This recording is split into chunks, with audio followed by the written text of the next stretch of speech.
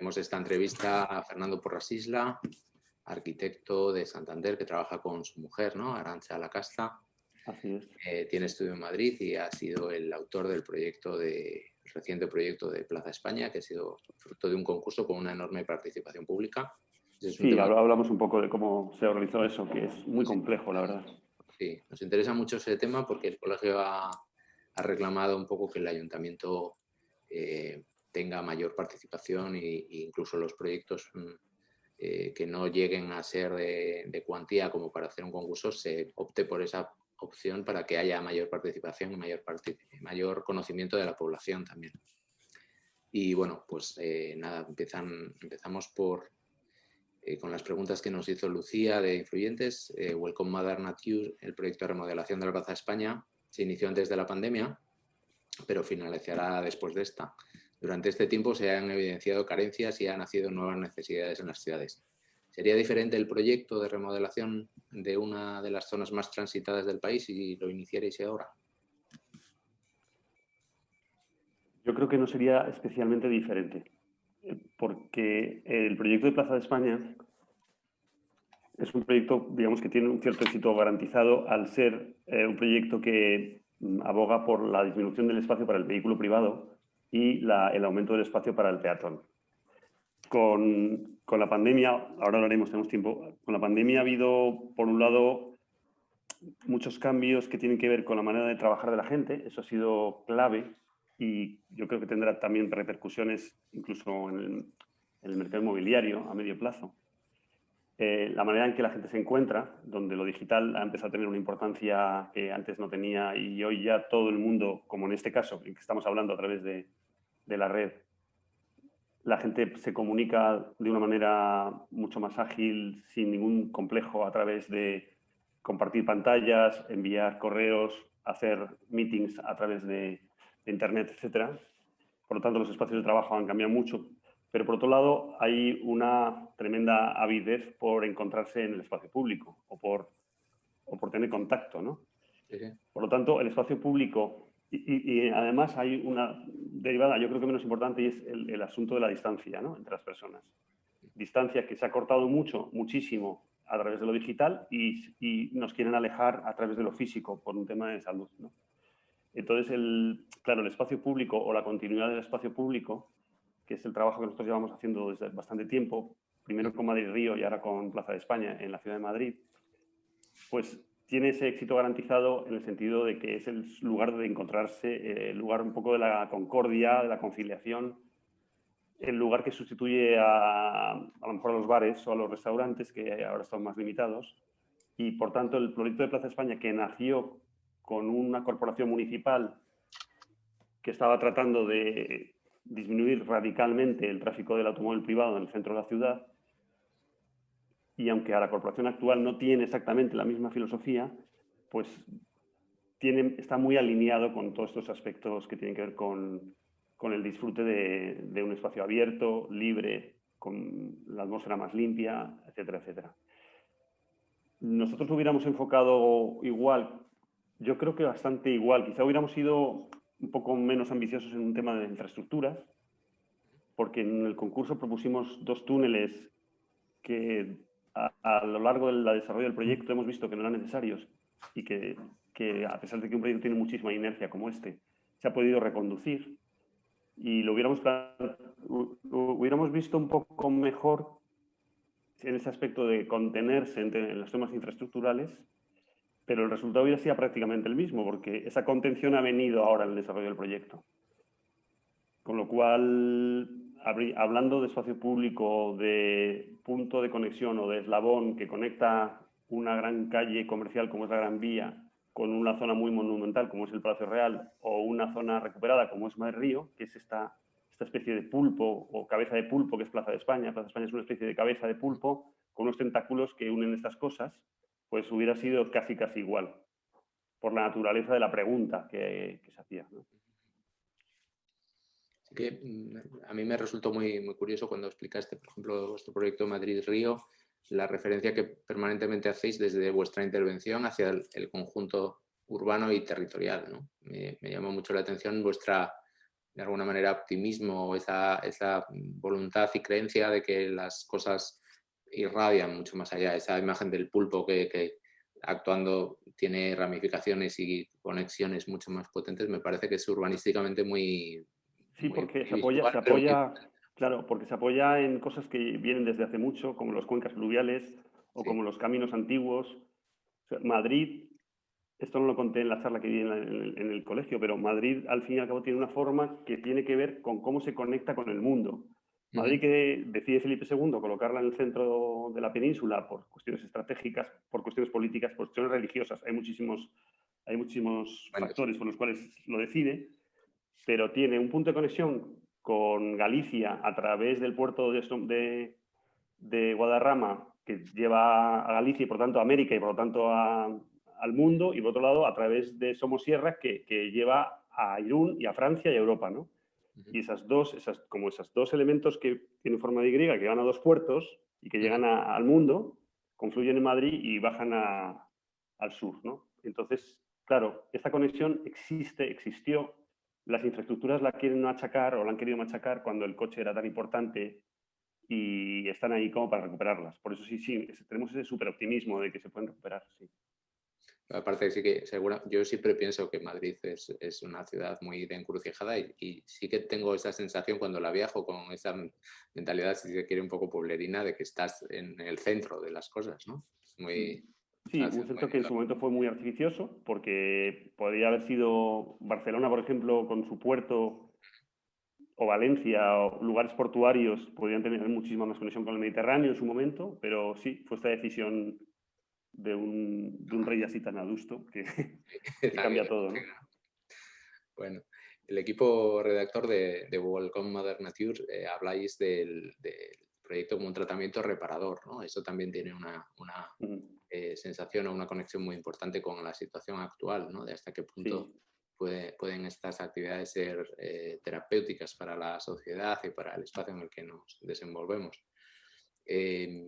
¿Qué es realista esperar de que la arquitectura pueda efectivamente contribuir o reparar en la situación económica y social ahora, con la pandemia, con la crisis que va a venir? ¿Cómo lo ves? Bueno, por sí sola, o los arquitectos solos no van a tener esa... O sea, yo creo que es una cuestión que tiene que tener con...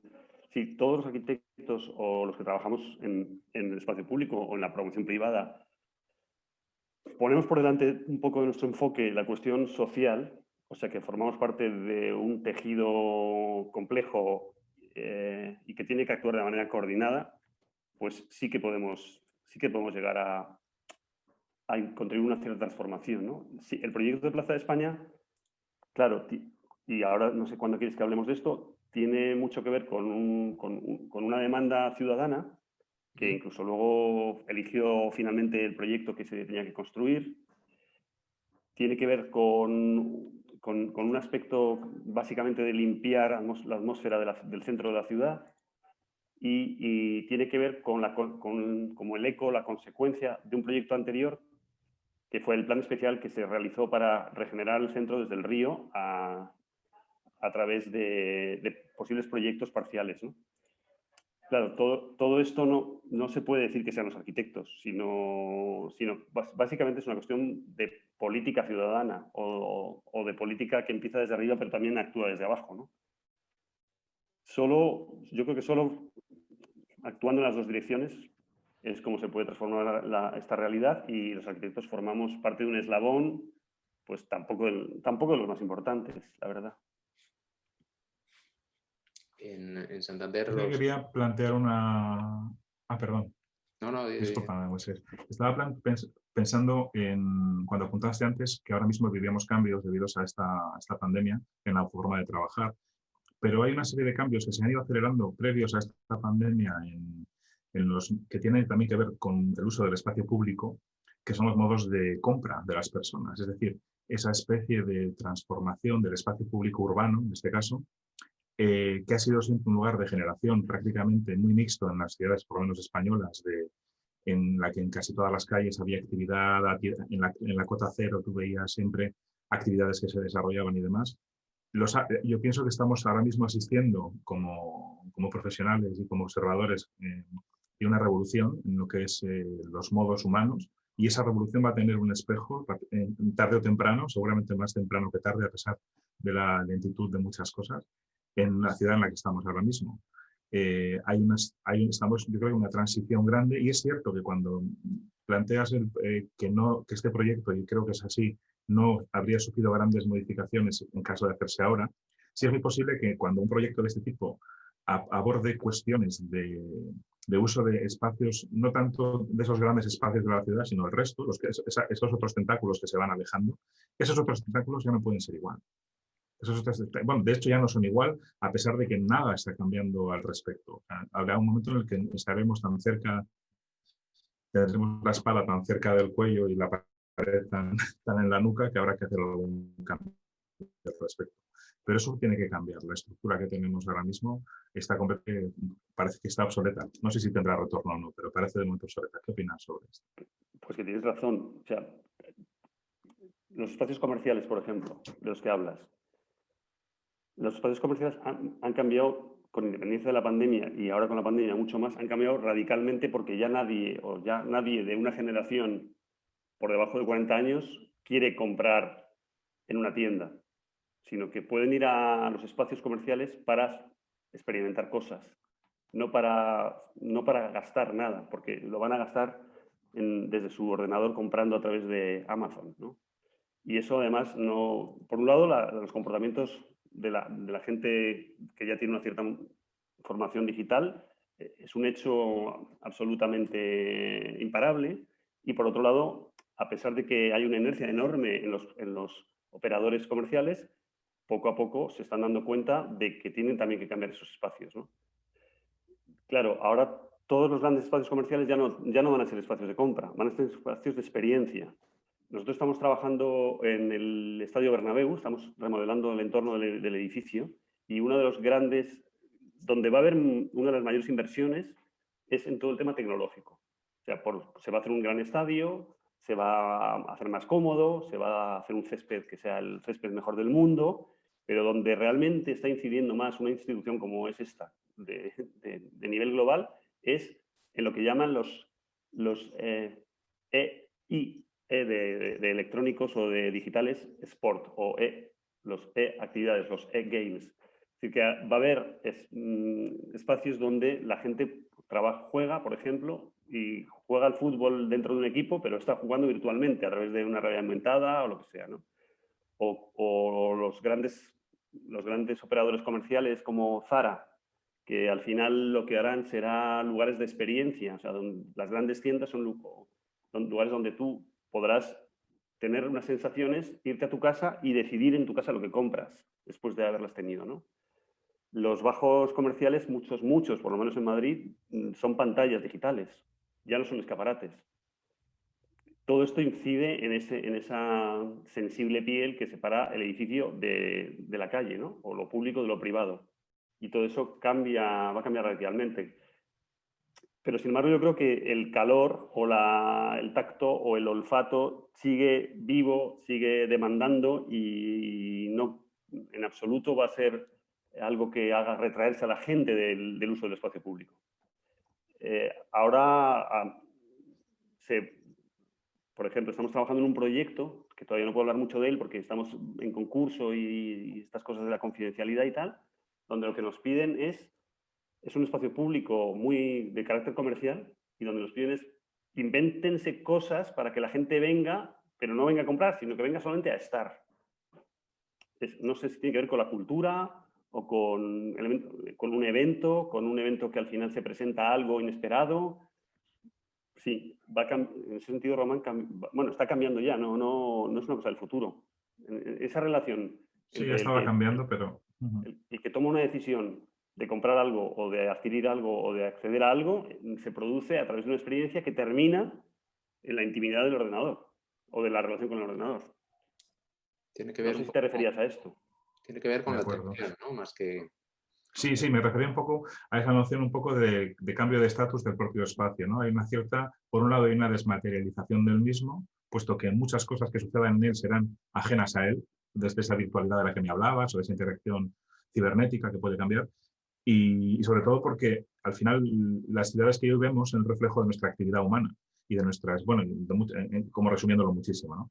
Y esto implicará que la ciudad también cambiará y los asentamientos cambiarán. Sí, me ha parecido muy apropiada la respuesta. Sí, pero yo creo que siempre va a haber un ágora. O sea, siempre va a haber un ágora. Ese ágora puede ser, nunca dejar, puede ser también virtual, pero nunca va a ser física. O sea, el ágora griega es el lugar donde se puede entrar enemigo y salir reconciliado de alguna manera. Sí, yo creo que siempre va a existir. Y probablemente habrá mucha experiencia mixta, ¿no? De espacios físicos, pero enriquecidos con contenidos digitales, un poco en el mismo sentido que un local puede cambiar un escaparate por una pantalla en la que el contenido se adecúa incluso al visitante y interactúa con él. Seguramente veremos también un enriquecimiento. Todo esto que hablas de la realidad aumentada, puedes tener un espacio muy cargado de información y de contenido. Sí, sí, y totalmente inmersivo. O sea, ya hay tecnologías todavía incipientes, pero hay tecnologías donde verdaderamente inmersivas. Tú puedes viajar sin moverte de un lugar, ¿no? O los museos cada vez se dan cuenta de que también tienen que desarrollar la manera de llegar a los sitios, cosa que está muy bien. Yo creo que había un gran historiador de arte madrileño, Pedro Navascués, que era muy crítico en el viaje de las obras, ¿no? Es decir, ¿por qué van a traer Velázquez en Madrid? Bueno, Velázquez ya es Madrid, ¿no? Pero ¿por qué van a traer Leonardo o Rafael a Madrid? No, la gente tiene que ir a Roma o a París a verlo, ¿no? Eso es lo importante. Pero sin embargo, los museos también pueden, digamos, lanzar los anzuelos de lo que tienen a través de la red, y hay una tecnología cada vez más velozmente desarrollada que tiene que ver con esto, con experiencias digitales. Sí. Estos Quizá puede haber también un reto.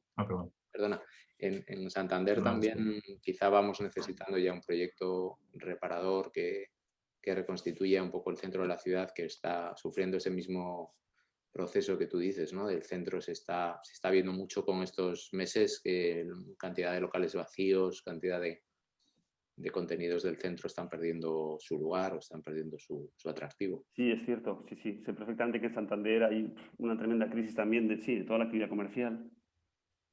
Sí, el centro, cuando hablamos de centro hablamos un poco del entorno entre Paso de Pereda, Plaza del Ayuntamiento, Carlos Sotelo y toda esa zona, ¿no? Tan próxima también, tan próxima en la distancia a toda la gran herida que produce la vía férrea, ¿no? Que penetra en la estación y en la Plaza de Estaciones. Sí, y la forma de superar eso, o sea, yo creo que la integración de ese gran tajo y la superación del desnivel entre lo que hoy día pasa por encima del pasaje de Peña y todo esto sería una asignatura a estudiar. Sí. Sí, de todas maneras, además igual hay que trascender, yo creo que hoy en día, y quizá estas nuevas tecnologías de las que hablamos pueden ser una herramienta para ciudades tan complejas como Santander, porque quizá hay lugares en los que esta degeneración, ese pulpo está como aplanado y es más fácil llegar a las partes, ¿no? Pero de repente Santander es como si vieras, aparte de que la noción de centro para mí no existe porque es como muy lineal, como ciudad, es una especie de... y eso es muy complicado cuando esa línea además tiene fronteras naturales con elevaciones y desniveles importantes. Es verdad que la desvirtualización espacial puede hacer que eso pueda llegar a tener una cierta coherencia, ¿no? Pienso que pasará tiempo hasta que lo consigamos. Y volviendo un poco, y perdón, lo que quería comentar de lo que hablaste antes, es que en estos espacios en los que vamos a estar tan inmersos en todo, en los que vamos a estar tan solicitados, porque todos van a querer solicitarnos, el reto también del espacio público o de parte de él será dejarnos sitios en los que nadie nos diga nada. O sea, buscar los espacios remanso en los que tú no puedas no ser un consumidor potencial, sino ser un ciudadano relajado y dedicado incluso a mirar las musarañas que necesitan también su espacio. Sí, eso lo comparto completamente. Estaría bien que hubiese agujeros anti-wifi en las ciudades, ¿no? Pero bueno, sí, un espacio público con sombra, con una ventilación, en que el aire corre de manera limpia, en que se oyen a lo mejor las campanas de una iglesia, tan difícil a veces, en Santander todavía se oyen. Pues sí, es necesario, es que absolutamente necesario, ¿no? Sí.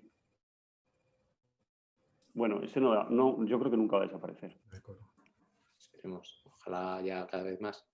¿Nos presentas un poquito, nos cuentas la idea de Welcome Mother Nature y al hilo de la presentación, si eso surgirán todos los temas casi que tenemos? Bueno, voy a ver si comparto pantalla para ver una imagen general. Espera, te hago anfitrión y ahora ya puedes compartir pantalla.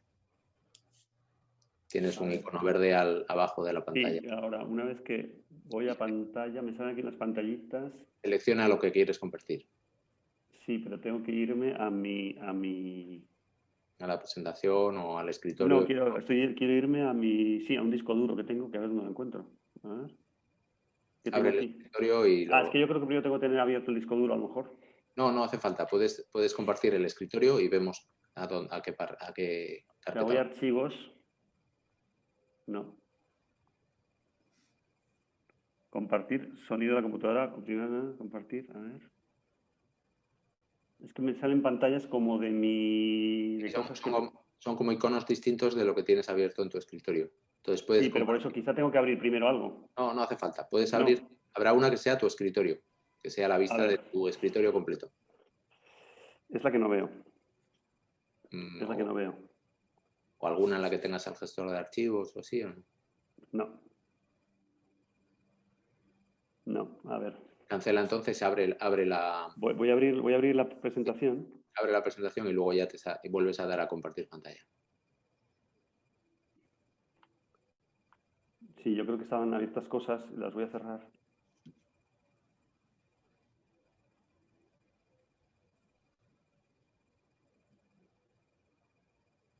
Sí, yo creo que tengo que tenerlo abierto antes.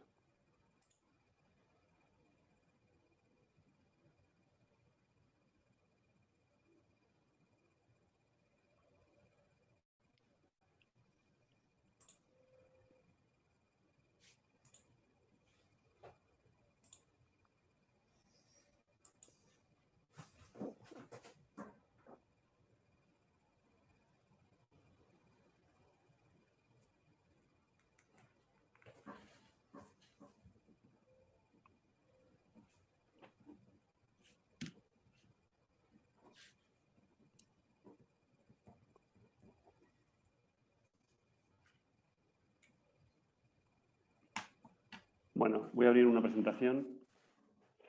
A ver.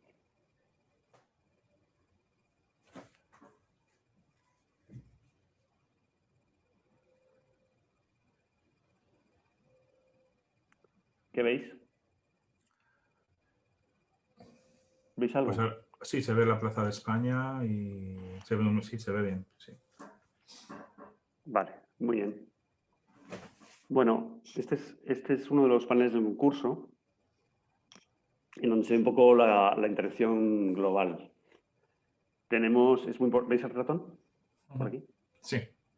Bueno, como hablábamos antes, ¿no? de esta especie de cefalópodo, tenemos la Gran Vía, tenemos la Plaza de España tradicional y luego los grandes elementos que queremos conectar con ella, ¿no? Que es lo que estamos ahora trabajando. La obra se acabará dentro de un año y yo creo que va muy bien, la verdad.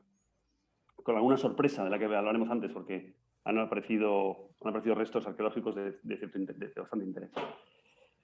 Bueno, el proyecto básicamente trata de sacar del automóvil, disminuir en un primer estado de 2 años el 30% del automóvil del ámbito y en 10 años el 45% del automóvil del ámbito.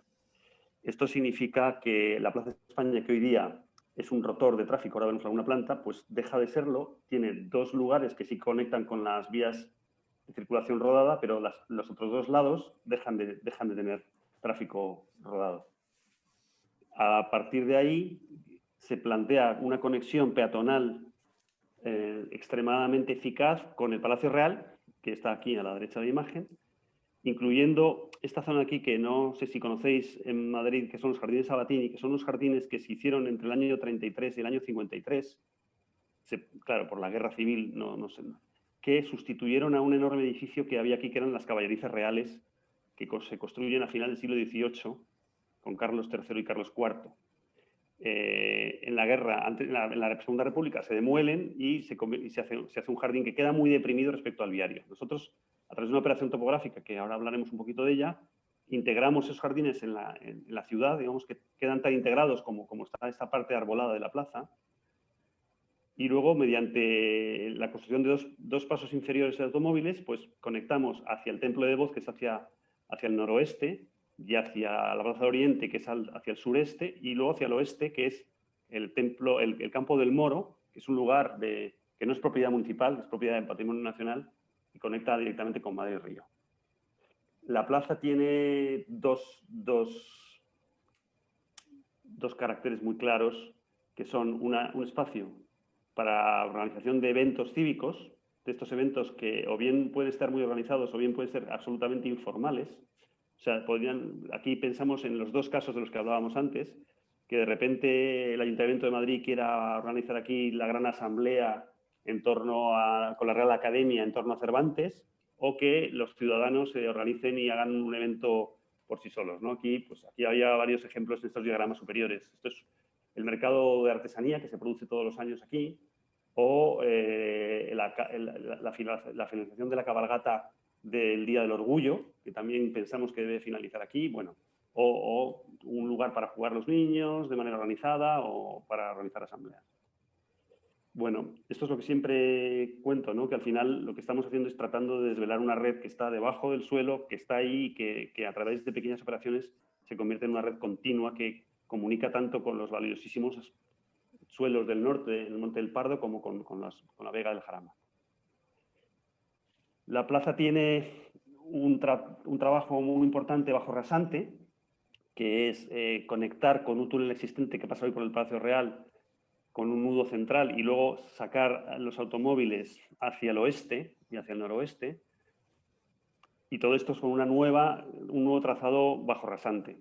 Conectamos también con el Senado de España, que ha sido un trabajo súper complicado, el cómo hacer y con el Palacio Real. De manera que esto se convierte en una especie de extraño vínculo del subsuelo con las instituciones más importantes de la ciudad y luego con la propia topografía, porque la topografía hace que estos túneles no se entiendan nunca como túneles, sino como pasos inferiores bastante cortos. Luego lo que vemos aquí es la relación con el metro y con un aparcamiento subterráneo en el que trabajamos, en el que vamos a hacer una especie de... Queremos hacer una planta donde no sea para automóvil privado, sino sea para coche compartido, para taxi como zona de descanso y de espera, y para distribución limpia. Es decir, que aquí llegan camionetas un poco más grandes a gasolina o a combustible fósil y se distribuye mediante pequeños coches eléctricos que sirven a todos los comercios o a todos los hoteles del entorno. Aquí han aparecido en muy poco periodo de tiempo los hoteles más importantes de Madrid. Digamos que se han adelantado a nuestro proyecto y cuando esto se acabe, pues será un proyecto muy activo en ese sentido de relación con el turismo, si es que el turismo algún día vuelve. Este sería el plano de superficie que está sobre esa bajo rasante que hemos visto. Digamos, se distingue bien la parte que incluye el proyecto, ¿no? Que está dibujada con una línea blanca un poco más intensa. Tenemos este espacio central que es el que está muy abierto a la Gran Vía, y este espacio más cerrado, más vegetal, que recupera, mantiene todo el arbolado existente, que por cierto ha sufrido muchísimo, no sé si vamos a ser capaces de curarlo porque está muy enfermo, pero no queremos en ningún momento talarlo. Crea unas lágrimas entre los árboles para sobre todo juegos de niños y juegos de mayores, y luego se conecta con el Templo de Devoz, que es un lugar bastante visitado, y con la Plaza de Oriente, integrando los jardines Sabatini, que son estos, a cota. Bueno, estos son diferentes postales de la plaza. La plaza nace como espacio cívico en 1908, cuando se derriba un cuartel que ocupaba exactamente el sitio en el que estaba. Es este cuartel que vemos aquí arriba, que por cierto hemos encontrado los huellas de sus cimientos cuando hemos empezado la obra. Bueno, y la plaza se genera como un espacio. Había una pequeña plazuela que se llama la plazuela de San Marcial, delante del cuartel. La plaza se convierte en un espacio muy indefinido porque la Gran Vía todavía se estaba construyendo y aunque el proyecto era muy antiguo, no había llegado hasta aquí, porque se hizo en varias fases, como sabéis. Bueno, aquí hay diferentes postales que cuentan un poco los avatares de la plaza. Y sí que hubo un primer momento, un primer proyecto en el cual se supo que este iba a ser un lugar institucional.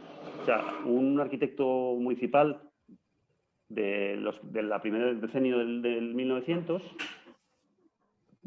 propone que este sea un lugar básicamente institucional, donde haya un monumento a Cervantes, ya habla del monumento, otro monumento también a, no sé, indefinido, pero como una institución militar española, y luego rodeado de edificios institucionales. Sin embargo, la plaza termina siendo un nudo de tráfico con el tiempo. El proyecto tiene esta primera misión muy importante, que es superar todas estas barreras. Ya veis en rojo los lugares que hoy día, bueno, ya no, porque ya estamos en obra, era el pasto del coche y por lo tanto el peatón no podía nunca llegar aquí, y cómo a través del proyecto se establecen unos nuevos vínculos que se ven claramente a través de estas flechas verdes, ¿no?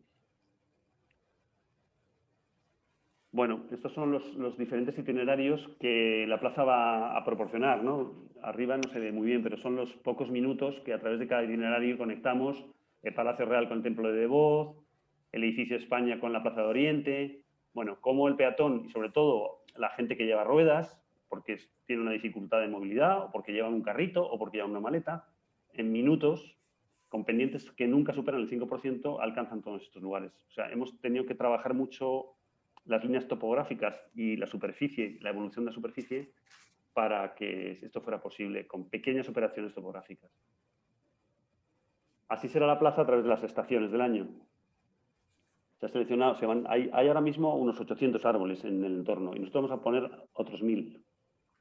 Y bueno, este es un ejercicio en que nos gustaba que los árboles nuevos incorporaran la lectura del tiempo y de las estaciones, ¿no?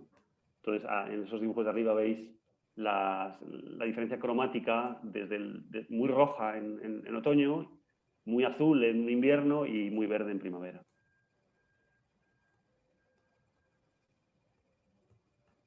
Esto es digamos, lo que demuestra las diferentes pendientes que tiene la plaza. O sea, las pendientes que nunca superan ese 5% del que estamos hablando. Hay pendientes un poco más fuertes en algunas calles que ya existen, pero ese color lila, que es menor del 5%, incluso del 4%, es el que domina en toda la plaza. Este es el tratamiento del automóvil. Fernando, perdona que te interrumpa. Sí. Como de que habéis buscado un espacio bastante natural, ¿no? Como de bosque con claros y como de alternancia. Sí, bueno, esto se ve muy bien aquí, ¿no? Tenemos muchos árboles ya, que es una gran ventaja. Tenemos el Campo del Moro, que es un proyecto de finales del 19, con una especie de paisajismo inglés, en muy buen estado, porque es un sitio muy cerrado, que esperamos que se abra ahora a la ciudad más. Tenemos los Jardines Sabatini, que sobre todo tienen una serie de hermosísimos cedros y coníferas. Luego una gran arboleda de plátanos en la plaza, y luego también una mezcla de diferentes especies entre plátanos, moreras y coníferas también en el Templo de Devoz. Entonces sí, es fácil porque tenemos una especie de urdimbre que terminar de coser, ¿no? Sí. Sí da la sensación como de inundación de espacio natural entre esos otros jardines. Sí, es como si hubiera un derrame que viene de Madrid Río, y que conecta con el Parque del Oeste, que es un gran parque, y que termina, pues tiene esa especie de cabeza de puente, ¿no? Precioso. Bueno, no sé, ¿hemos acabado ya?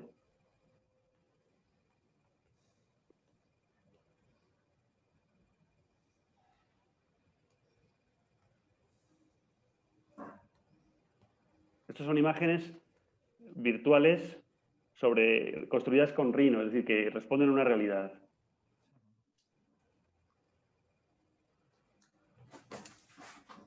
Esta es tremenda, ¿no? Este cambio es dramático casi.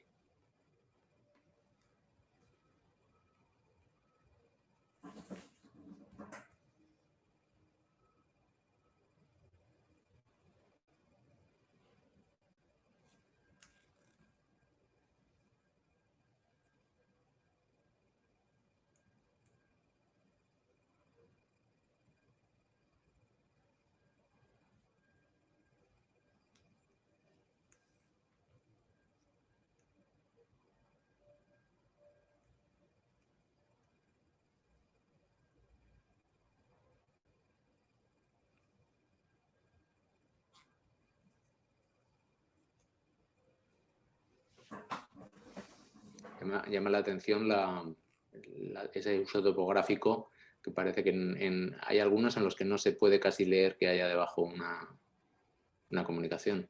Sí, en el año 69 se hizo un paso elevado, que es el que hace que haya como, bueno, que la plaza estuviese atravesada en una cota bastante alta por la calle Ferraz y la calle Bailén. Y ese paso elevado, que una de las condiciones del concurso, bastante acertada, creo, que obligaba a no derribarlo, pues lo hemos reconvertido, lo hemos ampliado mucho, hemos hecho unas estructuras suplementarias y ahora es como un gran parque. O sea, ahora cuando la gente pase por ese paso elevado, que era una carretera, era una calle de 4 carriles, jamás va a tener la sensación de que hubo una calle. Esa estructura para coches se ha duplicado hacia el norte y el sur y ahora va a ser un lugar lleno de árboles, ¿no? Como tenemos bastante experiencia en plantar árboles sobre estructuras, después de haber plantado todo Madrid Río sobre los túneles, pues creemos que sabemos cómo van a poder hacer esos árboles para que crezcan, para que dentro de poco sean hermosos, para que florezcan cuando tienen que florecer y pierdan las hojas en otoño, etcétera, ¿no? Hay un trabajo posterior, imagino, de mantenimiento muy intenso, ¿no? Para esa calidad, tenerla... Es fundamental, sí. Y eso es fundamental y en Madrid es complicado porque los espacios normales de la ciudad están vinculados a una serie de contratos de mantenimiento cerrados y ya convenidos con las diferentes empresas de mantenimiento, y lo que hace más viable esto es que tengan un mantenimiento singular. O sea, un mantenimiento singular que tiene una oficina. Esto viene también de Madrid Río. Nosotros, cuando hicimos Madrid Río, propusimos el que se hiciera un distrito río, de manera que se pudiera mantener, porque claro, un parque o un lugar con mucha vegetación sin mantenimiento no está muerto del día que nace, ¿no? Y sí se constituye una cosa que se llama la Oficina Madrid Río, que en un pequeño edificio que construimos en una de las partes de Madrid Río tiene una dirección súper eficaz, que es la que controla a una empresa específica para mantener Madrid Río, y Plaza España se va a unir a ese contrato. O sea, para esto, burocráticamente es complejísimo, porque tiene que haber unos decretos municipales, de alcaldía, de los concejales, en que declaran una zona singular porque le van a quitar ese contrato a una contrata que gana dinero de ese trozo de ciudad y se lo van a dar a otra. Es muy, muy complejo. Y el primer año, cuando ganamos el concurso, el primer año lo dedicamos a establecer nuestro contrato con el ayuntamiento, a conseguir que se declarara área singular y a dibujar todo sin contrato para que el día después de que tuviéramos un contrato firmado se pudiese empezar a licitar la obra. Y entonces, sí, es fundamental. O sea, el mantenimiento es fundamental. Conocemos muy bien al equipo de mantenimiento porque llevamos con ellos desde que se hizo Madrid Río. Los conocemos muchísimo. Nos vemos con ellos habitualmente, nos preguntan cosas. No muchas porque ellos ya saben hacer todo. Y hay un libro blanco, cuando acabamos este proyecto, hay un libro blanco en que se entrega al ayuntamiento cómo se poda, cómo se riega, cómo son los mecanismos, porque al ser un lugar singular, las papeleras son especiales, las farolas son especiales, todo tiene su truco para que consuma menos, y todo esto se transmite a esta oficina de mantenimiento para que a su vez el contrato que se haga futuro, porque ahora va a haber un contrato puente y será con 2022, una cosa así, ya incluye a Madrid Río y Plaza de España. También estas experiencias... Hay una cosa que me gusta también bastante de... Hemos empezado a la vez, perdón. Sí. Hay una experiencia una consecuencia que me gusta de esta propuesta y de otras que hacéis, es un poco la victoria de la hoja caduca, ¿no? Hablando de mantenimiento. Durante décadas en España se han expulsado los árboles que perdían sus hojas de los centros urbanos porque provocan y causan gastos, incluso problemas y demás. Atascos en las y yo alcantarillas. creo que en vuestra propuesta, sí, entonces en vuestro panel arbóreo hay una victoria de la hoja caduca muy valorable por mi parte, pero es cierto que requiere una atención especial. Y estas consecuencias también están ahí, ¿no? Los parques siempre han jugado con esto. Hay veces de sombra, hay momentos con sombra, hay momentos sin ella, hay momentos de árbol pelado. O sea, y ese juego de las estaciones me parece interesante, y ese retorno de esa variedad que no es baladí, porque influye muchísimo en esa noción de espacio especial, ¿no? Requiere una atención especial porque lo que hay es especial. Sí, la mejor sombra, sin duda, la mejor sombra es la de un árbol. Y la de un árbol de hoja caduca y cuanto más pequeña mejor. Esa es la mejor sombra que existe. Sí. Y entonces, pues sí, creamos esos lugares así. Estas experiencias singulares además tienen cierto valor de piloto, ¿no? Porque de alguna manera son un espacio en el que es posible probar otros modelos que a veces podrán hacerse extensivos a la ciudad completa. Sí, y a veces de cosas muy, muy sencillas. Por ejemplo, os cuento una cosa que es una tontería. Nosotros ahora, en todos los proyectos que hacemos, y cuando pavimentamos, siempre colocamos una pequeña banda de adoquín muy pequeñito en el borde de las fachadas, ¿no? El contacto de la fachada con el suelo. Eso regulariza y el replanteo de todas las grandes piedras o piedras más ordenadas que van hacia la calle, ¿no? Bueno, pues todo esto ya se está haciendo en todo Madrid, porque facilita muchísimo el trabajo. Entonces, solamente el decir, bueno, siempre hay una banda de un mínimo de 18 centímetros que absorbe todas las pequeñas irregularidades entrantes y salientes de las fachadas. Y a partir de ahí, ustedes ya ponen el pavimento regular. Pues eso empezamos en Madrid Río y ahora está haciendo prácticamente en todos los barrios céntricos de la ciudad.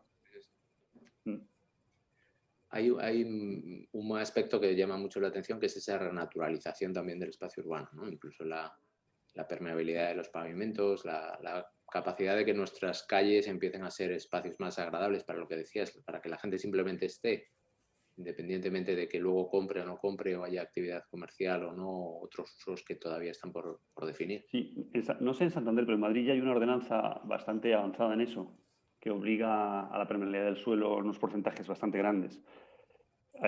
Obliga que en un parque haya un porcentaje, en una acera tiene que haber un 20% de superficie permeable, cosa bastante complicada, sobre todo por las instalaciones, los prismas de telefonía y de saneamiento, etcétera, que hay.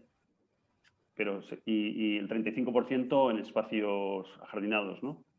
Nosotros, los proyectos que hacemos siempre superamos el 50% de superficie permeable. Y se puede hacer, o sea, de manera que el agua ya son solo ventajas, ¿no? El agua de lluvia no carga el sistema, que no es separativo en Madrid, por cierto, de alcantarillado, no se carga. El agua sigue manteniendo sus cauces por donde los tenía antiguamente.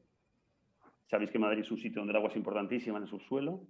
Y además, pues la tierra recibe el agua que tiene que recibir, ¿no? Y las raíces de los árboles también.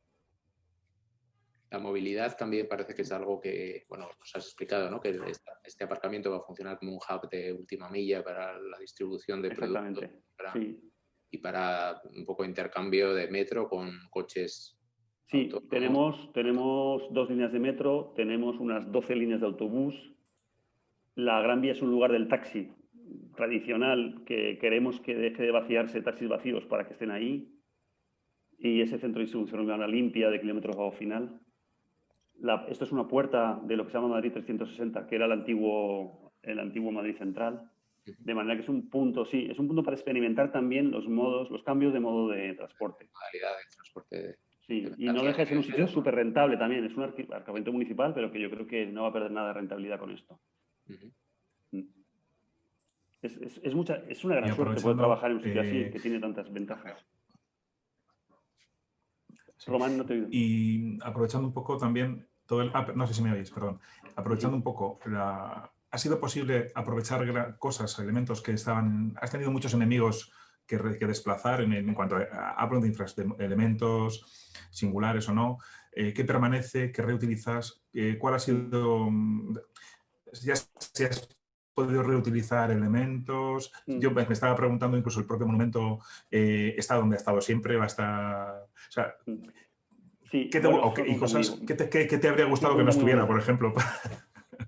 Bueno, sí, hablamos de eso. Lo primero es que vamos a reutilizar el 100% del granito que había mucho. Cosa que no tengo aquí una imagen, os lo puedo mandar luego, pero cosa que es llamativa, nadie lo hace. Lo que hemos hecho ha sido desmontar todo el granito que hay, guardarlo y lo vamos a volver a colocar.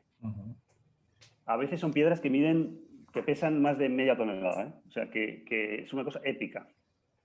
Y que a mí me recordaba un poco, salvando las distancias, a la subida a la Acrópolis que hace Piquionis, reciclando todas las losas y tal y cual. Esto es mucho más humilde.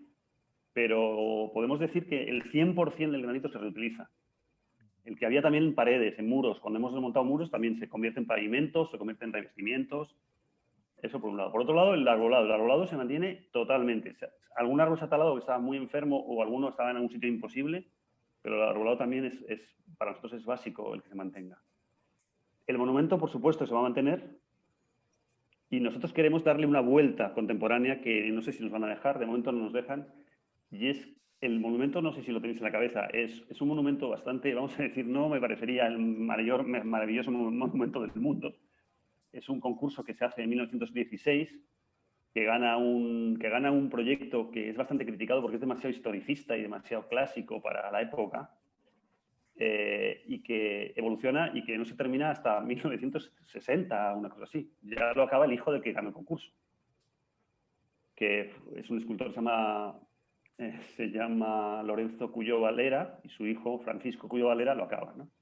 Y es una alegoría a Cervantes, a la obra de Cervantes, y tiene una pieza de bronce que es el Quijote y Sancho con una escala un poco mayor de la natural en bronce, en caballo y en burro, ¿no?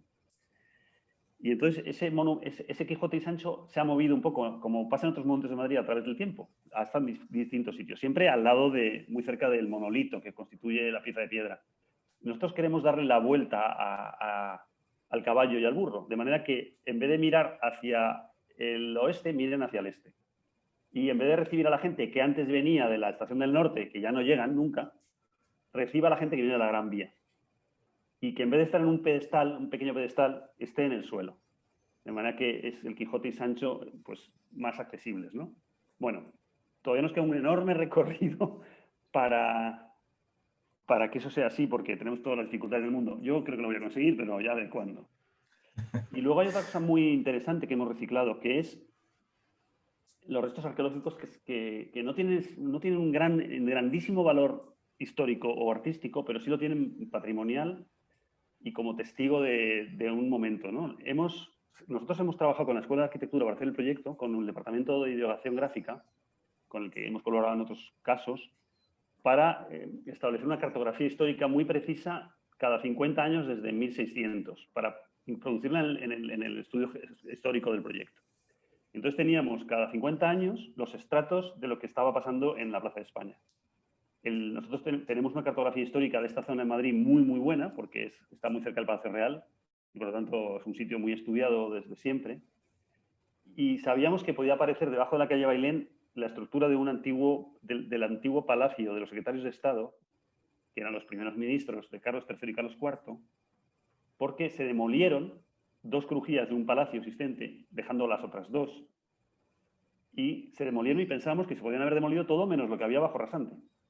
Y efectivamente lo hemos encontrado bajo rasante en un sótano abovedado, en muy, muy buen estado. Y claro, la constructora quería llevárselo por delante porque era incompatible con los túneles. El ayuntamiento, los técnicos que tenían un poco más de prisa, querían también justificar que lo dibujáramos arriba en el pavimento con una traza y tal. Y entonces, al final hemos conseguido que se mantenga. Hemos conseguido que el túnel hay un tramo de túnel que se haga de una manera mucho más complicada, es hacerlo en mina, como antiguamente, picando debajo de las ruinas, después de proteger las ruinas con una estructura de micropilotes, unos paraguas horizontales, y esa pieza que probablemente en Madrid hay muchos sótanos como esos, pero nos parecía bonito mostrar una actitud de que se podían salvar las cosas del pasado con un proyecto contemporáneo. Y va a ser un pequeño centro de interpretación o un centro de visitantes o un centro de explicación del entorno del Palacio Real del futuro. Ahora estamos trabajando en su integración. Ya hemos desarrollado la manera de hacer un paso inferior sin destruirlo. Hemos modificado todo el proyecto de paso inferior para eso, el procedimiento constructivo, y ahora estamos estudiando cómo realmente va a ser un lugar que no va a dejar de ser un sótano, va a estar bajo la hierba, pero va a ser visitable y yo creo que va a mejorar mucho también la zona del proyecto. Pero sí, hay una actitud clarísima de que hay cosas que tienen que seguir usándose. El máximo de cosas que se pueda. Eso tiene mucho que ver con la persistencia de las ciudades y el rehabilitar, renovar, regenerar los usos y seguir habitando de modo denso un espacio, ¿no? Sí, como no negar, como no... Sí, o sea, la ciudad es un acto colectivo que tiene que ver con el tiempo. Y es no negar eso. Es decir, bueno, estamos en el estrato X, pero el estrato X aprovecha lo máximo los estratos anteriores. En Santander ves posibilidades para alguna actuación de ese estilo. ¿Crees que ya va siendo quizás momento de ir planteándola algo que unifique un poco la ciudad y que le dé más estructura? La verdad es que decía Román una cosa clarísima, es que el centro de Santander es un centro difuso, ¿no? Sí, estoy pensando en que, claro, en que ese cambio profundo debería ir acompañado de muchas cosas, ¿no? También, no solamente de una decisión política que es fundamental. O sea, yo creo que en Madrid tuvimos un alcalde bastante extraño porque era del Partido Popular, pero tenía muchísimas ideas muy diferentes a las de sus compañeros de partido, Alberto Ruiz Gallardón, que puso al frente de todo el Departamento de Cultura a una persona de izquierdas, claramente, Alicia Moreno, que aportó a la ciudad una visión completamente nueva de cómo utilizar la ciudad y el espacio y la cultura, que se rodeó de ingenieros y arquitectos en los que confió muchísimo. Pongo el caso de Dominique Perrol, por ejemplo, un arquitecto de París, de renombre, o cómo nos apoyó a nosotros haciendo Madrid-Río, a veces en contra de todo el mundo. Es decir, que la decisión política y la amplitud de miras, mirando lo más grande posible, es necesario. Pero también es necesario que la gente contribuya. Yo creo que decía Román, ¿no? Sí, un ejercicio de cómo negociar con la topografía de Santander como un ejercicio global, un problema global, conducido potentemente y con una decisión política importante, no solamente con pequeños remontes y tal, como se ha hecho hasta ahora, pues sería una asignatura bonita sobre la que pensar. Estoy pensando, por ejemplo, en el proyecto del Frente Marítimo. Ha quedado abortado. No sé por qué. Hubo un momento en que se seleccionó una serie de equipos creo que de buen nivel. No sé qué ha sucedido ahí. El Frente Marítimo, la cerrazón del Frente Marítimo respecto a la ciudad, todavía está pendiente. Sí, yo creo que hay muchos ejercicios, pero yo creo que tiene que sumarse un pensamiento en grande, de un nivel cultural muy excelente, el rodearse de gente del máximo nivel como asesores y la suma de la sociedad civil, claro. Bueno, es como un sueño. Sí, luego también está quizá el reto de los recursos, ¿no? Madrid, por ejemplo, es una ciudad que ha crecido, que crece, que tiene un potencial, y luego nos encontramos, Santander puede ser un poco el paradigma de las ciudades que decrecen o que decaen al cabo del tiempo, un poco, ¿no? Entonces, el gestionar el decrecimiento es tan complicado a veces o más como gestionar el crecimiento de una ciudad. Y máximo cuando tienes esta estructura que puede tener la ciudad de Santander. Pero creo que ese es el reto y el reto de la economía también, porque es muy complicado desarrollar grandísimos recursos. Hay que ser como tú dices, muy bueno en lo que haces para poder llevar a cabo con los recursos que tienes, que serán escasos seguramente en una ciudad como la nuestra, un gran resultado que seguramente sí es posible. Pero yo creo que eso todavía lo hace más interesante, ¿no? No sé si... Sí, como reto es fabuloso. La ciudad de Orense, no sé cuántos recursos tiene respecto a Santander, pero ha peatonalizado de una manera extraordinaria su centro, con un éxito brutal. Yo creo que, claro, que cuanto menos recursos, más mérito tiene la imaginación, ¿no? Yo creo que lo importante es que haya gente de muy alto nivel en los gobiernos. Con dinero lo hace cualquiera, ¿no? Claro. Hasta Gallardón, que lo hizo con mucho dinero. Hay un aspecto que llama mucho la atención también en este proyecto, que es la intensísima o muy importante participación pública, ¿no? Que habéis tenido un proceso muy interesante.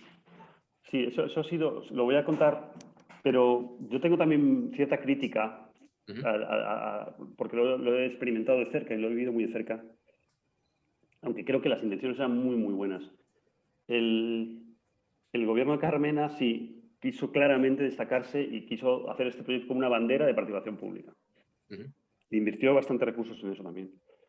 Lo que pasa es que es muy complicado para creo que la participación pública tiene que fundamentarse en el comienzo, sobre todo, de los proyectos, en la génesis de los proyectos. Esto en Barcelona lo viví con otro proyecto que es en la Plaza de las Glorias, y era un proceso un poco paralelo, fue un poco anterior, pero fue un proceso paralelo al de Plaza de España.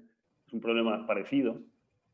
Y en Barcelona yo creo que lo enfocaron mejor. En Madrid se hizo de la siguiente manera. Se hizo una primera encuesta y se invitó a una serie de asociaciones a participar en la definición del problema. Primero, si era necesario hacer esta obra o no.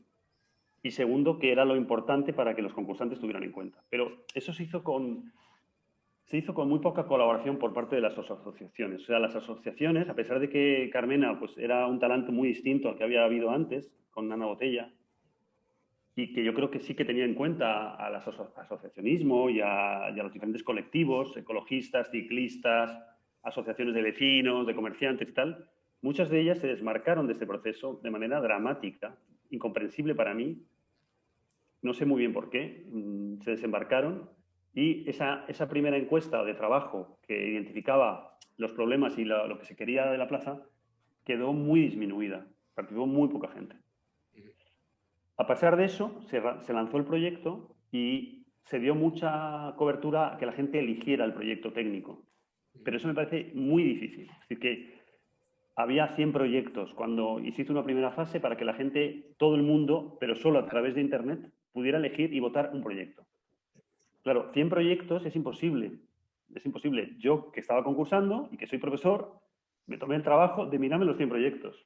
Me costó una semana mirarme los 100 proyectos para saber qué enemigos tenía y cómo era aquello.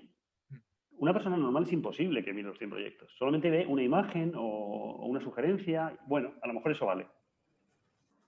Posteriormente, de los 100 proyectos se eligieron 5 en función de los votos populares, pero también de un jurado técnico, que tuvo bastante más peso. Porque de los 5 proyectos estaba seleccionado el número 1 de los votos populares, el nuestro el número 3, y luego otro debía ser el número 20, una cosa así. Bueno, sí que eran de la primera mitad todos, de los votos populares. Y de ahí el jurado técnico decidió 2 proyectos. Y esos 2 proyectos, que ya la gente pudo verlos mejor porque solamente eran 2 y porque además nos hicieron hacer un vídeo, había más medios, se podía montar mejor, ya los votó la gente y además los votó en urnas, por correo o por internet.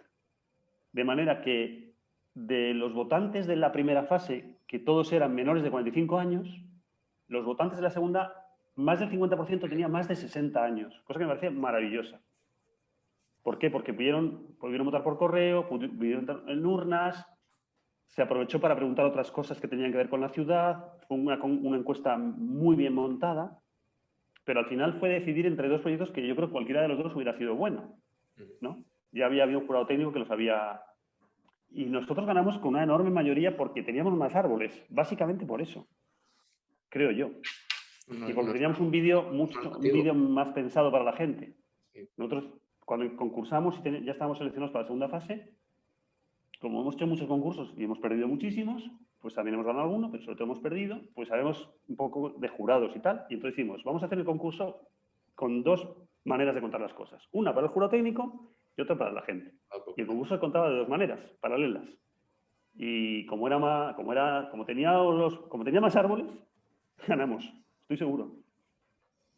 Pero sí que es importante que los proyectos del espacio urbano se cuenten a los que van a ser sus usuarios finales. Sí. Pero vamos, yo quería porque yo quería ganar, tenía que contar. Querías hacer esto. Claro, el despotismo ilustrado de Carlos III que dice, yo voy a hacer los jardines de Sabatini, pues son míos, luego ya si los abro al pueblo, pues bueno, pero no tengo en cuenta su opinión. Cuando teníamos que hacer un vídeo, y yo hice un vídeo de entrevistas. O sea, yo lo que hice fue un vídeo de entrevistas a la gente. Lo que más llama la atención es que sí que algo que has dicho, que probablemente tenga que estar en el inicio, la participación, y que hay que cribarla, o sea, tiene que ser una participación acotada porque un particular evidentemente es eso, no se va a ver. O sea, tiene que estar, es que es fundamental, tiene que estar en el inicio. O sea, el inicio tiene que dedicarse muchísimo tiempo a que la gente, primero, que la gente se anime a opinar y que la gente ponga encima de la mesa todo lo que quiere. Todo lo que quiere. Y debata con los que luego van a desarrollar el proyecto, que son los que llevan mucho tiempo estudiando y trabajando para hacerlo lo mejor posible. tanto los arquitectos como los políticos. Pero la participación tiene que estar en el inicio, no puede estar en el final. Eso es un error enorme. Sí, yo creo que esa etapa es la más idónea para esa fase de participación ciudadana, pero también creo que hay que educar, en esa primera parte, aparte, hay que educar la frustración también que puede surgir, porque en la participación, sí, a mí me ha pasado a veces también de hacer aproximaciones de participación, y el que llega con su mejor voluntad piensa que su idea es la estupenda y que tú la vas a escuchar y la vas a integrar inmediatamente en eso. Pero eso le sucede a la mayor parte de las personas que abren la boca o que escriben una sugerencia. Entonces, también una parte de canalización, porque la participación puede volcarse en frustración en un momento dado también. Hay una parte de gestión de esto que no siempre se hace bien. Que no siempre, y de hecho, a veces esas disidencias de las que hablas, no sé si en ese caso en Madrid tuvo que ver algo con esto, hay disidencias muy rápidas cuando se descarta una petición o una solicitud, porque se descarta porque se tiene que descartar, seguramente, igual que otras se incorporan. Sin embargo, hay equipos técnicos expertos en participación, ¿eh? O sea, creo que hay gente muy buena en participación, tanto en España como en Europa. O sea, hay gente que se dedica a esto y sabe montarlo. Entonces, a mí me encantaría que cualquier político, para empezar, diga, no, voy a contratar o voy a ver, o contrato a 5 empresas que me ayuden a montar una cosa de participación. Y a partir de ahí hay muchos expertos en cómo introducir a la gente. No solamente es opinar, es hacer talleres, es idas y vueltas, en el que la cosa no va solamente en una dirección, pero insisto, es desde el minuto cero. Si no, no tiene ningún sentido. Y es una garantía añadida, ¿no? De que los proyectos no van a ser algo ajeno que va a caer. Hombre, claro, por supuesto. Y a mí el hecho de tener, bueno, aunque fuese de esa manera tan compleja que en nuestro caso, yo cada vez que voy a ver a alguien, digo, mire, perdone, yo no solamente gano un concurso, es que me han votado muchos cientos de miles de personas.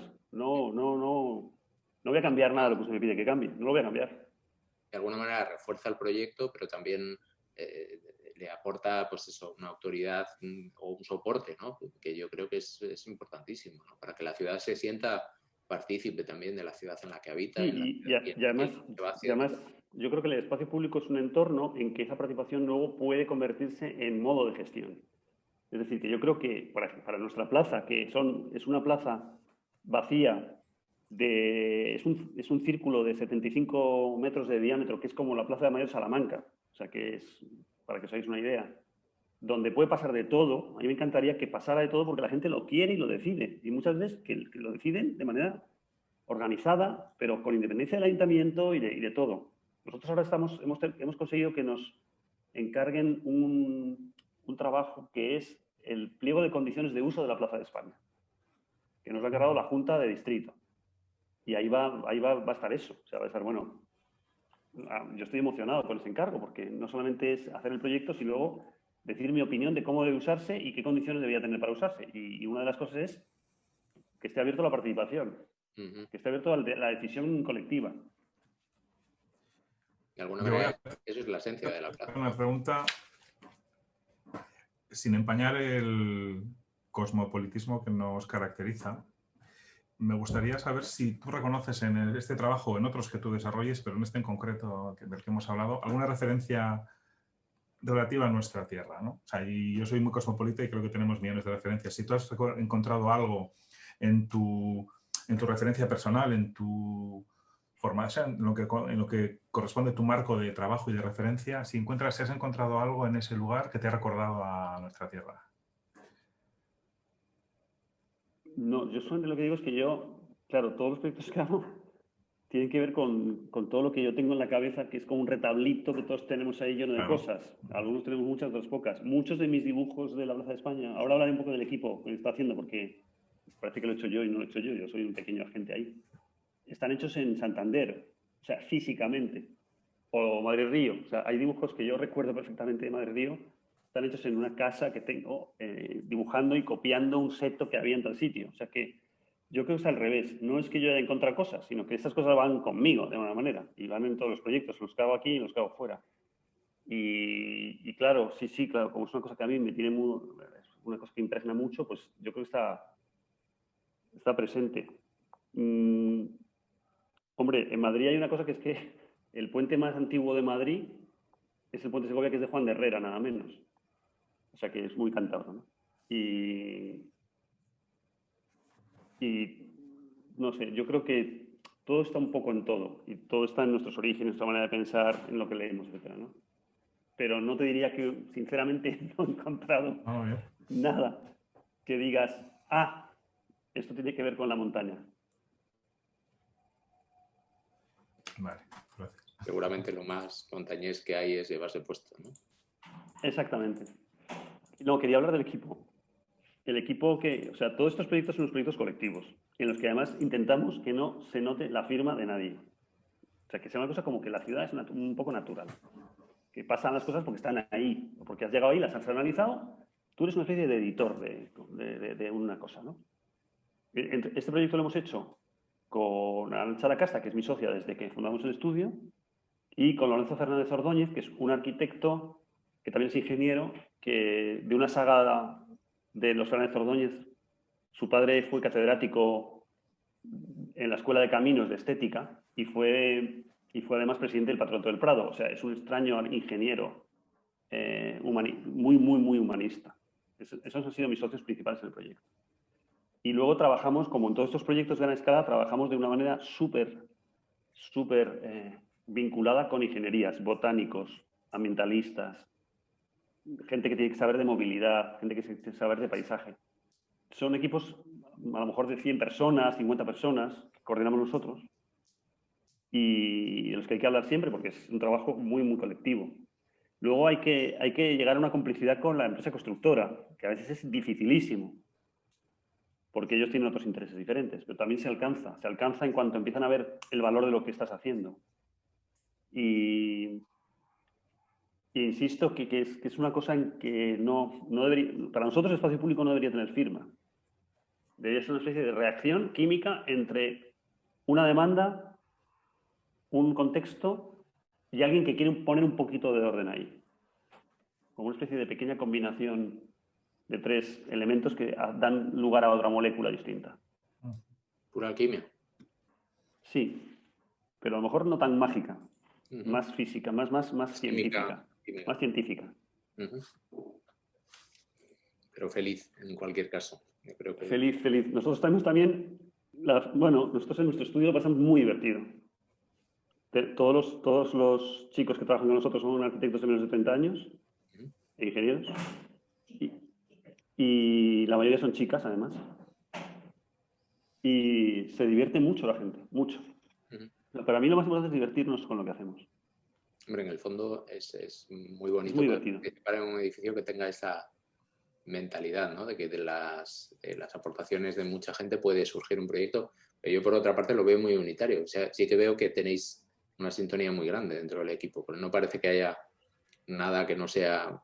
Sí, eso también pasó con Madrid Río. En Madrid Río, que éramos 4 equipos, que fundamos una oficina solo para hacer el proyecto, si no hubiera sido imposible, y que hicimos un proyecto unitario y incluso aquí hay una empresa constructora, pero en Madrid hubo 45 empresas constructoras. Y cuando tú pasas por Madrid Río no ves muchas diferencias, no la ves, porque había una gramática común, que era muy importante, tener una especie de gramática de elementos muy sencillos, cómo se hace un cambio de nivel, cómo se hace un bordillo, cómo se hace un alcorque. Y entonces, cuando tienes una gramática de elementos que se repiten, esa unidad aparece muy rápidamente. Lo mejor de vuestra sistemática de trabajo es precisamente eso, que es sistemática y tiene la capacidad de extenderse, porque probablemente la unión de la Plaza de España con Madrid Río, si no tienes esa gramática común, tendrías una traducción neta que cortaría mucho el espacio. Sí, va a haber una conexión muy, muy completa, también de materiales y también de algunas cuestiones sintácticas, y luego también hay una evolución que a mí me parece bonita, porque Plaza España es más urbana que Madrid Río, un poco más urbana, con lo cual hay algunos elementos que van cambiando y se van sofisticando un poquito. Entonces, se nota como que estamos llegando a la Gran Vía, ¿no? Eso yo creo que se va a notar, con 2 o 3 cosas, pero... Bueno. Y luego es eso, el trabajo de los colaboradores, de los arquitectos que están todo el día dibujando, yendo a las obras y tal, pues es el que hace posible todo. Son como unos monjes que tienen una religión, que es hacer eso para que la ciudad lo disfrute. Como los mazdeístas de Iten, ¿no? Sí. Sí, esto es la arquitectura un poco de la membrana, ¿no? Casi estás en el límite entre dos universos, ¿no? Y es lo que tú decías, en realidad puedes entender que es como que Madrid-Río se sofistica o que lo que no es Madrid-Río se Madrid-Ría, ¿no? Es como Sí, sí, sí, es bonito eso. Realiza. Sí, sí. Sí.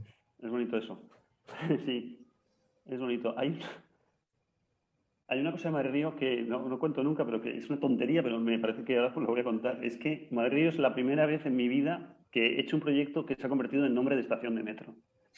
O sea, de repente hay una estación que se llama Madrid Río. Eso fue una cosa emocionante. Aquí es al revés. Aquí hay una estación que se llama Plaza España y vamos a convertirla en un espacio público. Madrid-Río es fantástico porque un espacio de tal extensión y que tenga, sin embargo, una personalidad tan reconocible, ¿verdad? Porque mucha gente conocerá solo aspectos muy parciales de Madrid-Río o solo ha visitado una pequeña parte, no ha recorrido todo Sí, el pero sin espacio. embargo yo creo que cada vez más invita a esa continuidad, ¿eh? Porque es que Madrid tiene una cosa extraordinaria, y es que hay 6 kilómetros de ciudad sin semáforos. Sí. Eso no es normal en el centro de la ciudad. Es muy apreciado entre la comunidad ciclista. Sí, sí, sí. Pero ahí había habido un pequeño problema porque ha muerto un poco de éxito, porque les gustaba tanto a los ciclistas que tenían problemas con los peatones. Se ha propuesto para los ciclistas deportistas se ha propuesto una vía alternativa paralela ahí por el viario. Hubo algún problema con eso.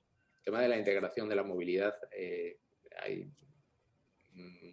yo tengo la idea de que en el momento en el que cambie el modelo de la movilidad basada en el coche privado, las ciudades casi van a evolucionar de manera natural, ¿no? Sí, Pero... es que eso es una cosa que va a llegar, que no sé cómo no nos cuenta, ¿no?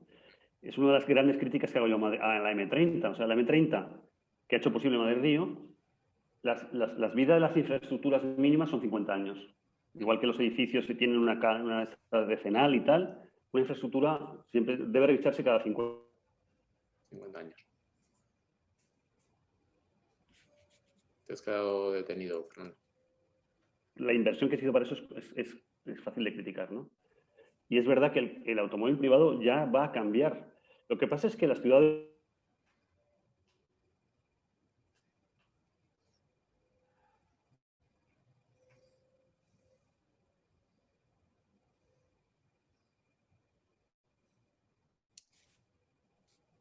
Fernando. Ya estamos. Ahora Sí. Decía que las ciudades están preparadas para que el automóvil se retraiga. Están preparadas para eso. Tienen espacio para otras cosas.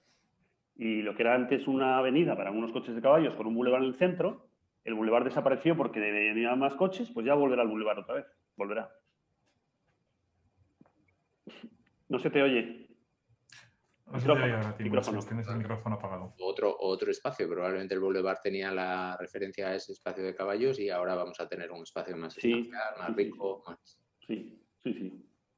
Bueno. Lo que puede ser también un poco, yo siempre cuando pienso en esto, que comparto vuestra apreciación, pero sí me gustaría saber qué opináis también de lo que os voy a contar ahora, me parece que las ciudades se pueden convertir en casi microuniversos en sí mismo para millones de personas que casi nunca van a salir. Es decir, la movilidad individual que se podrá obtener sin un coche particular seguramente, pero esa movilidad individual que hace que tu territorio sea muy, muy amplio. A mí siempre me ha sorprendido cuando voy a Madrid, voy mucho y me gusta mucho la naturaleza y voy a las montañas maravillosas que tiene Madrid cerca, que son un montón, tampoco ves tantas personas. Ves gente, como no, sí la ves, pero no ves tantísima. En proporción a las personas que hay a muy pocos kilómetros, el territorio de muchas personas queda muy reducido.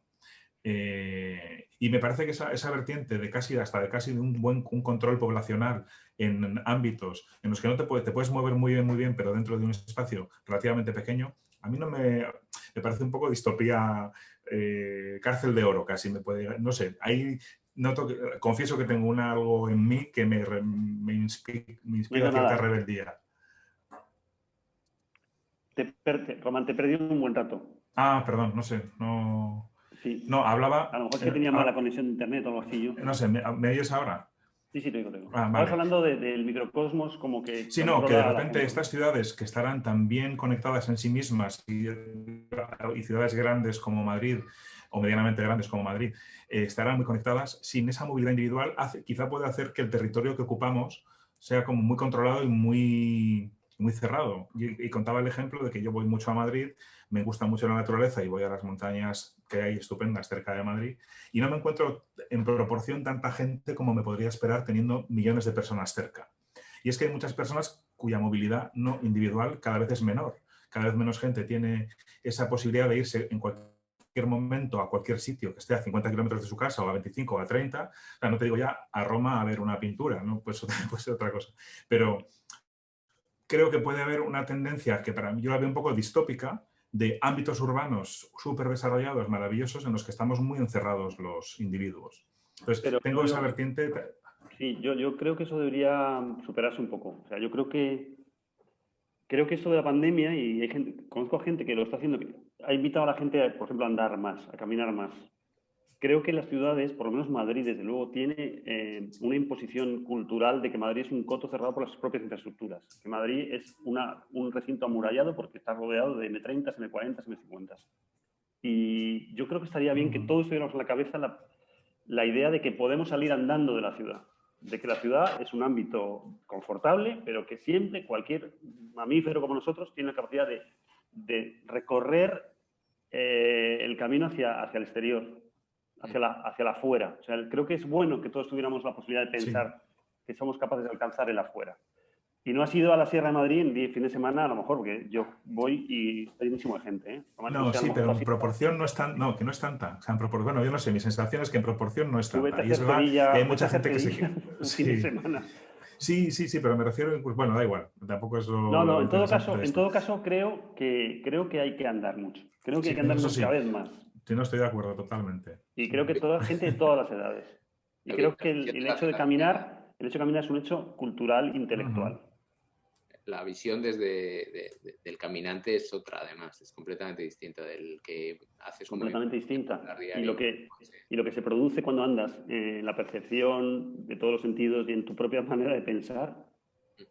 Bueno, afortunadamente tenemos en España toda la red de vías pecuarias que no sé si algún día se podrán poner totalmente en valor gracias a la potencia, enorme potencia que tuvo España como productor de lana en su momento y a la transhumancia, etcétera.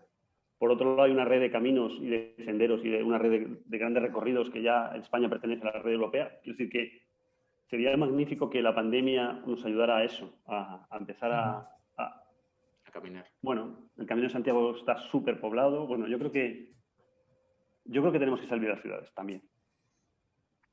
Muy bien. Y pues no se me ocurre mejor manera de terminar que esa última frase que has dicho. Muy bien. Has puesto un punto final precioso. A ver si caminamos más y salimos de las ciudades caminando. Caminando. Esa sería una buena manera de definir las ciudades. Tenemos una suerte bárbara porque nosotros cuando caminamos miramos. O sea, que no todos los animales lo pueden hacer cuando van a correr. Miras, compartes, Sí. accedes más directamente, estás más cercano a todo, a todos. O sea que, pues muy bien. A ver si hacemos una visita a Madrid-Río dentro de poco. Hay que hacer una visita a Madrid-Río y otra Plaza de España. A mí me encantaría que vinieseis a Plaza de España. De hecho, voy a empezar a organizar visitas porque la obra es muy bonita verla como obra. Sí.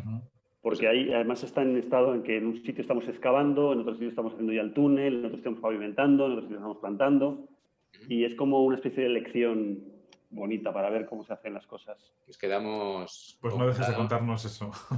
Quedamos compurados. El colegio se ha comprometido también a que en cuanto sea posible organizar un viaje colegial lo vamos a hacer dentro de España. Y teníamos idea de ir hasta Granada.